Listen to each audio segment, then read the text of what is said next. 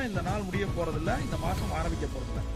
என்ன அப்படின்னா, உங்களுக்கு நான் வந்து ஒரு 333 ஃப்ரேம் ஒர்க் சொல்லி தரப்போறேன். அது என்ன 333 ஃப்ரேம் ஒர்க் அப்படின்னா, இலக்குகளை பத்தி நான் நிறைய வீடியோக்கள் போட்டிருக்கேன். கீழே கூட ஒரு லிங்க் கொடுக்குறேன், அதை நீங்க பாருங்க. கண்டிப்பா நோட்ஸ் எடுங்க. நன்றி நூல் சொல்றதாலேயோ, சுய கட்டளைகள் எழுதுறதாலேயோ சொல்றதாலேயோ உங்கள் வாழ்க்கை மாற போறதில்ல.